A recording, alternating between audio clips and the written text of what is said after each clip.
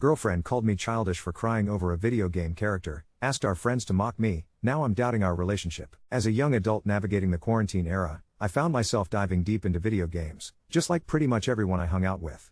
Gaming became my go-to for relaxation and for staying connected with people, a little lifeline during unpredictable times. Only recently did I branch out and start playing single-player games for fun, way past the prime years people talk about, but I didn't mind. It was a new way for me to unwind. My girlfriend and I have always had a chill dynamic. She's incredibly down to earth, and from the start, she made real efforts to understand me. I'm a pretty social person, but for most of my life, I wore those exhausting masks, putting up a front just to land a joke, to fit in. It left me feeling isolated, even in a crowd. When I met her, she saw through all that, tearing down those walls and getting to know the real me. Fast forward 3 years, and suddenly, we're in the middle of the biggest fight we've ever had. The spark? A video game.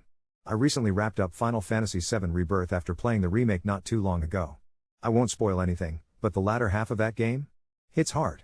Now, I'm not someone who cries at movies, or who gets easily swept up in emotions. Maybe that's part of why my girlfriend's struggling with how I reacted. There I was, making dinner for us, and then the Sector 7 theme, the main theme from the first game, started playing. For anyone who knows it, it's hauntingly beautiful, full of strings and nostalgia and just feelings. I don't really know what happened, but as I stood there thinking about the characters, about the emotional gut punches from the game, I started to tear up. It caught me completely off guard. I've never been affected by a story like that, no game or movie has hit me that way. But that moment, just then, I was overwhelmed by a surprising, bittersweet sadness. My girlfriend noticed right away, of course. She saw me crying, instantly concerned. When she asked what was wrong, I brushed it off, said it was nothing.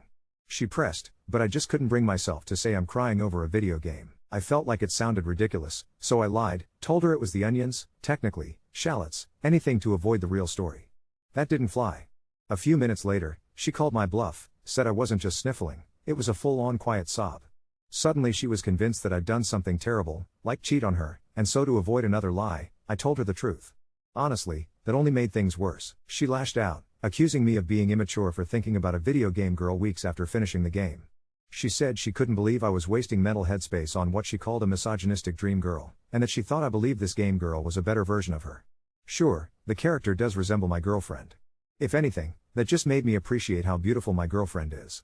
But good luck getting that across in the moment. I tried desperately to explain, it wasn't the girl, it was the narrative, the whole story arc that moved me, and the song just happened to bring those emotions to the surface. Even without the context, that song is powerful enough to pull at anyone's heartstrings. Still, nothing I said got through. She insisted I sleep on the couch. Not just that night, either, but the night after and the night after that. Frustration crept in. I couldn't stand how I was being punished simply for being emotional over a game, especially in front of someone who's supposed to love and support me. I'd finally found something that stirred real emotion in me, and here I was, being mocked and isolated for it. In desperation, I called my mom for advice. I laid out everything, how I felt, how my girlfriend must have felt, trying to see both sides. My mom sided with my girlfriend. Now, my family's calling me childish, and friends are ragging on me for being into 2D girls, even though that's not even close to the truth. If they played the game, they'd understand. It's isolating, no one in my circle really gets single-player games, so it feels like I'm shouting into a void. Even my girlfriend's friends have jumped in with snide anime waifu comments. The more this drags on, the more exhausted and bitter I feel. But the thing is, I really do love my girlfriend. I love her deeply.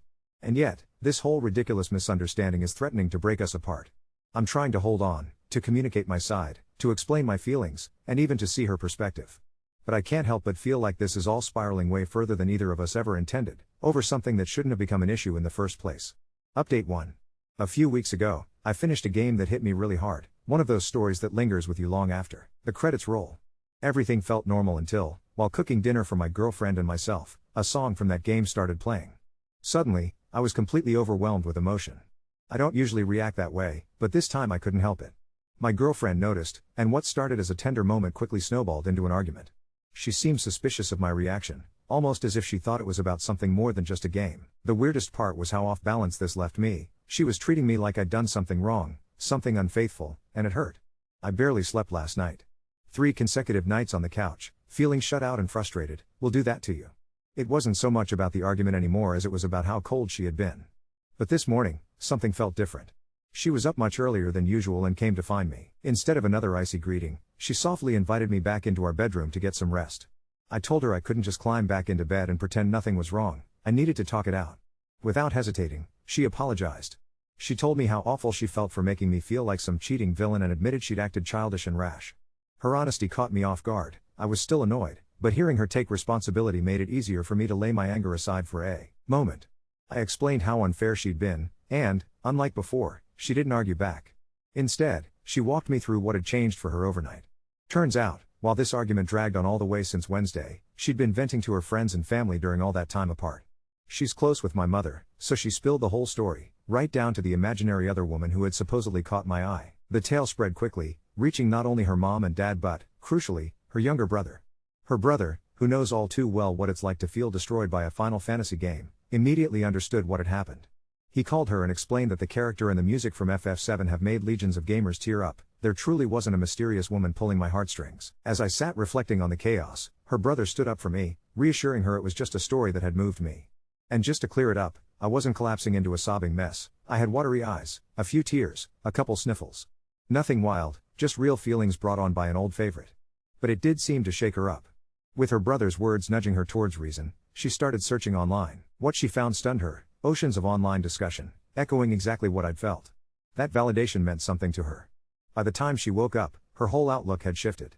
I asked her if there was something I'd done to make her feel so insecure, something I'd missed. She just shook her head. It wasn't me, she said, it was the anxiety of seeing her friends get cheated on lately, the fear that maybe I was pulling away. As I'd gotten more comfortable in the relationship, those over-the-top loving gestures had become less frequent, and she mistook comfort for distance. After an honest talk, we reached a new understanding.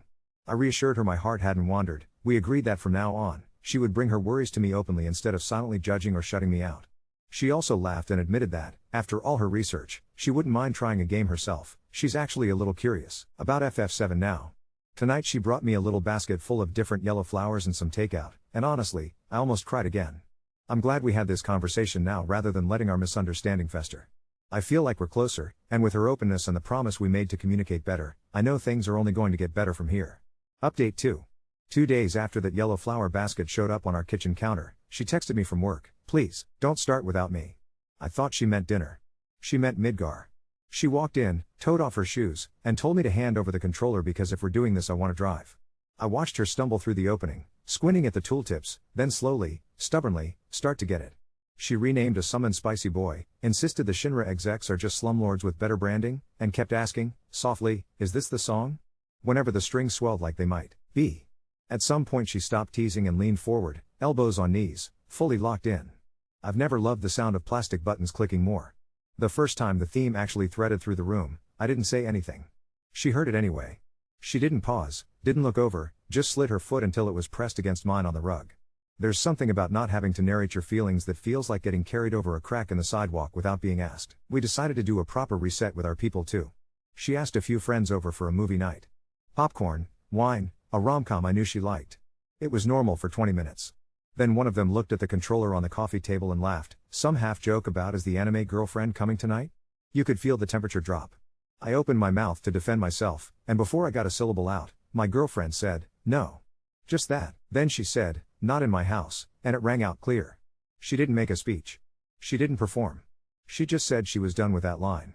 I watched her friend shrink and try to laugh it off, and I realized I was seeing something I'd always suspected about their dynamic. She'd been the soft landing pad for other people's meanness for a long time. Not that night. A weird quiet settled after they left.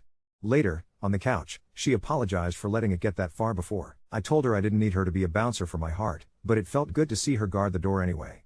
My mom called the next morning and asked if she could come by. She showed up with banana bread and puffy eyes and an apology that felt too big for our small kitchen. She said when she told me to man up, she wasn't talking to me at all. She was talking to the version of herself that got laughed at for crying over a novel at the table 15 years ago. She told me my dad had rolled his eyes and said, "It's not real," and she never finished that book. She said she didn't want to do that to me. Then, in a move that broke me in the best way, she asked if we could show her the song. We did. She didn't pretend to know the characters, didn't pretend to get every beat, but she closed her eyes and let the strings do their work. She squeezed my hand when it crested. When it ended, we ate banana bread and didn't talk for a minute, the way you don't talk when a stranger on a bus has just told you a story that matters. The wildest thing, though, came out of her brother's group chat. He sent us an email screenshot with 4 words, "Trust me, check Friday." I thought it was a meme. It was 2 tickets to a symphony hall across town for a Final Fantasy concert. A new world, smaller ensemble, all strings and woodwinds and that hush that makes you sit up straighter. I don't know if you've ever watched your partner put effort into understanding a language you love, but seeing her pick a dress and then pull my old Moogle beanie on over it because it's cold in theaters felt like stepping into a universe where all the small versions of me got a hug. The hall was packed with people who looked somehow both my age and 12. The lights dimmed, and being there made the music feel less like a soundtrack and more like weather. When the first notes of that theme floated up, no screens, no cutscenes, just bows on strings, it was like someone turned a key in a locked drawer in my chest. I cried. Not the embarrassed, hide it in your sleeve kind. The good kind, where you don't try to swallow it back. She cried too, which wrecked me in a different way, because she was crying at the same thing for different reasons. At intermission, she looked at me and said, I didn't get it until right now. It's not the character, it's the ache. When we left, an older guy in a blazer and a chocobo pin caught my eye, did a little salute, and said, first time. I told him yeah. He said, welcome, like we just joined a club you don't pay dues for except with your heart. We've kept playing. I make dinner, she fights the camera, we trade the controller at the start of every chapter. Every so often, she'll pause and ask where I went in my head when I first heard a certain melody, and I'll tell her. She told me the flowers were on purpose. Yes, she learned about the yellow, and that she'd been scared it would come off as corny. I told her the right kind of corny is just honest with better packaging. Not everyone came along for the ride. The friend who made the joke sent a 2-line apology that read more like a resume bullet. My girlfriend didn't write back. Another friend called and said she'd been teasing because her boyfriend cries at sports documentaries and it makes her feel weird, like she's missing a feeling gene. I told her watching someone love something out loud can be scary if you're used to being quiet. My mom texted me a photo of a paperback with a ripped tissue stuck inside as a bookmark. Progress looks funny sometimes. Something small changed at home too. The couch is still in the living room, but it's no longer a penalty box. It's become neutral territory where we toss each other the controller and let the room be what it is. Every time the strings start, I feel that little brace, like I might fall through the floor, and then I don't. I land on the rug, toes pressed to hers, onion tears and game tears and every other kind mixed up into something that feels less like being childish and more like being in practice. I don't think I needed permission to feel, but if that concert felt like a blessing, what's happened since feels like the habit of it. The night we got home from the symphony, we brushed our teeth side by side, foam and music still fizzing in our heads, and she caught my eye in the mirror and said, you know what the wildest part is? I didn't lose you to a story. It gave me more of you. I don't know if there's a more grown-up way to say I'm happy, so I'll just say this, I feel held. I feel seen.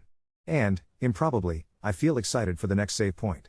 Update 3. Last Thursday night she hit a cutscene she didn't know she'd been moving toward, the kind of slow knife the game hides behind pretty light. The controller went still in her hands. You could hear the disc spin in the silence even though there's no disc. She swallowed, tried to blink it away, failed, and let it happen. Not dramatic, not theatrical. Just the clean kind of cry that belongs to one person at a time. When it ended, she didn't look at me. She looked at the TV like it had just told her a secret and said, okay.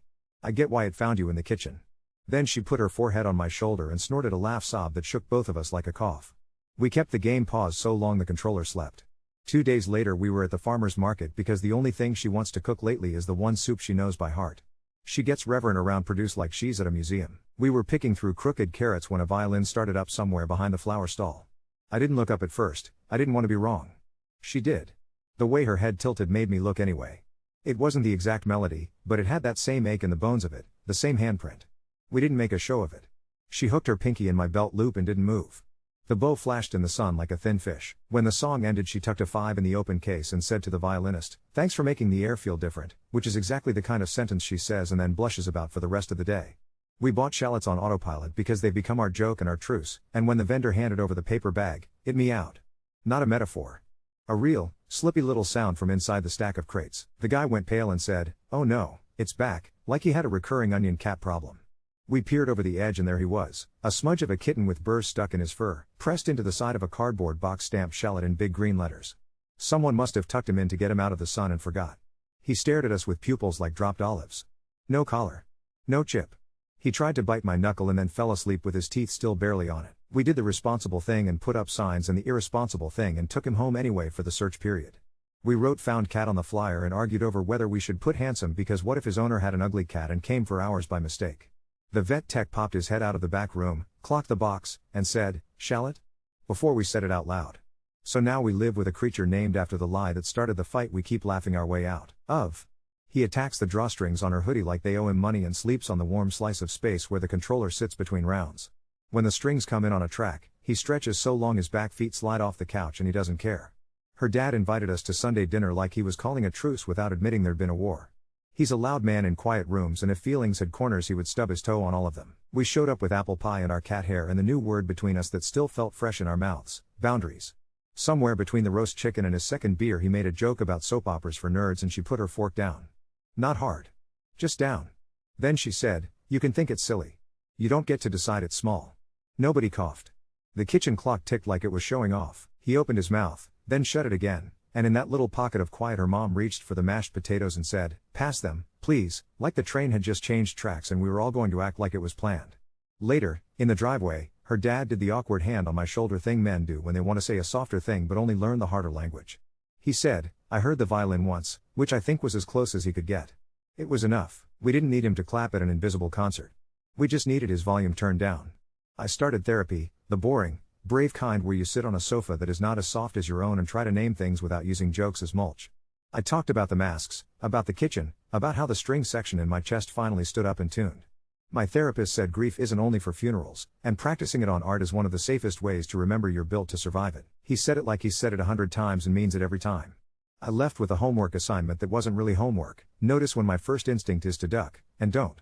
On the drive back I felt that old itch to turn the feeling into a punchline and I didn't.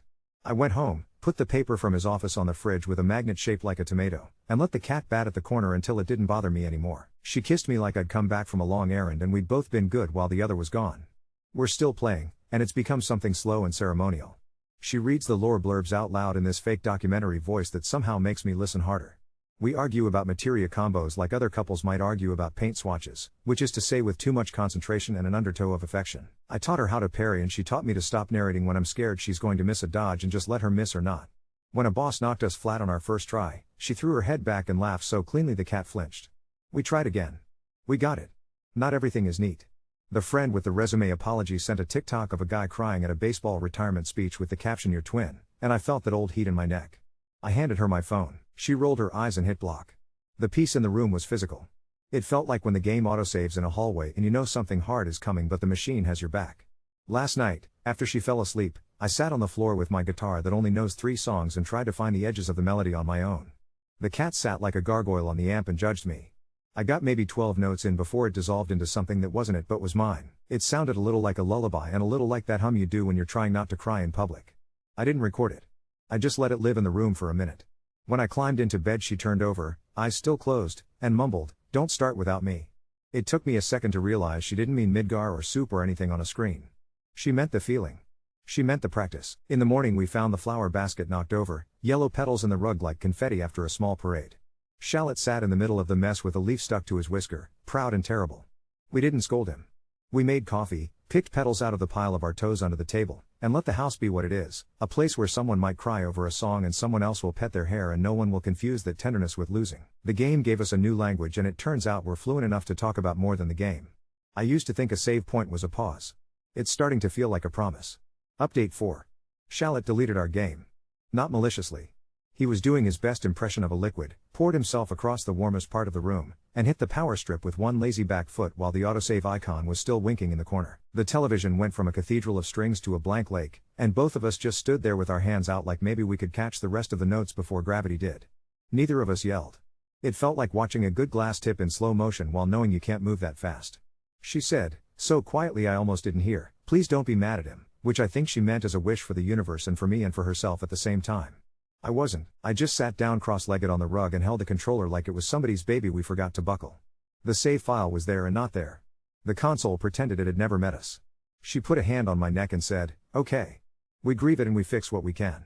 We took the machine to a shop 3 neighborhoods over that has a hand-painted sign and a bell that rings like a penny jar when you open the door. A kid with blue hair and a soldering iron looked at the tray like a doctor looks at a wrist before they touch it.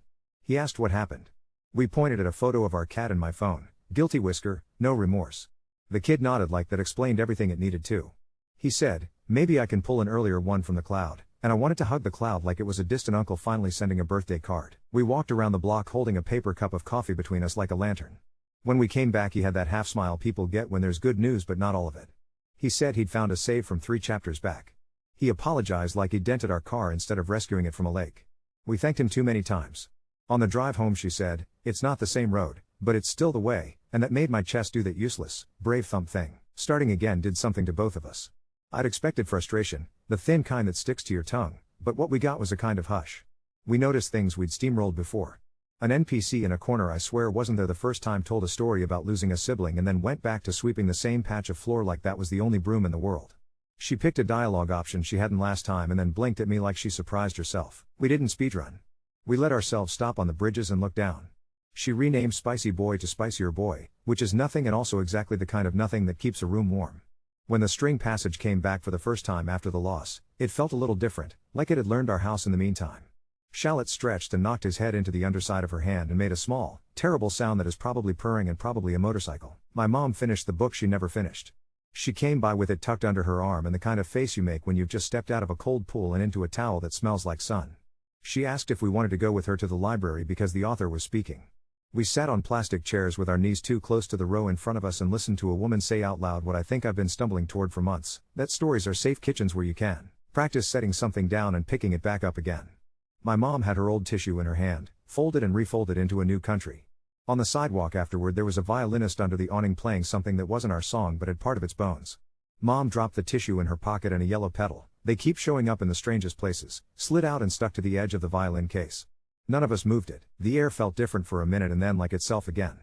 The busker from the market has a name, Eli, and a number, scribbled on a paper that used to be a grocery list. We invited him over on Tuesday if he didn't mind being paid in cash and soup. He came with his whole instrument on his back like a polite spaceship and took his shoes off at the door without being asked. He tuned in our kitchen while Shallot tried to climb into the case, and when he started to play, the tile turned into something softer.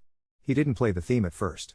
He played a scale like a speech impediment shaking itself out, then something old enough that it felt new to me, then, finally, the one that has been rewiring the pipes in our house.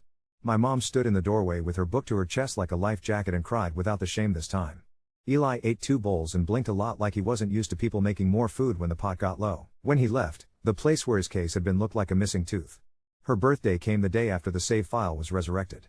She's not big on parties, she likes tiny, specific kindnesses that look like accidents. I bought a little silver ring from a woman at the Sunday market who twists wire while she talks. It isn't an engagement ring. It isn't not one, either. It's round and plain and the only fancy thing about it is that it doesn't close perfectly, there's a small deliberate gap, like a breath. I told her it was a save point, a circle you can step into when the room feels loud. She slid it on her middle finger and then, later, threaded it onto a chain for her neck because she likes her hands unadorned when she's stirring soup. She said, if we use it up, we can make another one, and I don't know that I've ever wanted so badly to use something sacred on purpose. Her brother showed up with a gift that looks like a joke until you live with a cat, a 3D printed guard, for the power strip that bolts to the underside of our TV stand. He installed it on the floor with his tongue out like he was doing heart surgery, and when it was done, Shallot headbutted it and looked offended that the world would refuse him this one small joy. We put a tiny piece of washi tape over the autosave icon on the TV as a superstition and then took it off because it felt like hiding. Before bed, she held my face between her hands and said, "Thanks for not saying it's only a game," which is funny because I haven't said that and also a little like telling someone, "Thanks for not breathing water." The next morning there was a flyer at the coffee shop for a community orchestra that meets in the back room of a church to sight read on Thursdays. I stuck my finger under the tear-off tab like you do when you don't know if you want to be brave yet and then tore it without thinking. We went. The room smelled like old wood and new pencil shavings. A woman in her 60s with a viola case and a braid down to her waist handed us photocopies like math worksheets. They were playing a medley from a movie that isn't ours, then a hymn with too many flats, and then, near the end, somebody said, "Do we have time to try the game one?" A few heads turned our way in that quick, private way that says, "I know where you've been, I've cried there too." We sat in folding chairs and didn't add anything except being very present. The conductor tapped his stand like he was calling a class back, and the bow arms went up like birds leaving a wire together. It was messier than the hall across town, and perfect in the way imperfect, honest things often are. On the way home it started to rain. Not dramatic. The kind of rain that doesn't make anybody put on a hood, just makes hair stick to foreheads and colors the world a little darker. She put her hand out the window to feel it, palm up, and said, "It's weirdly comforting to do it again," meaning chapters or soups or Thursdays or all of it.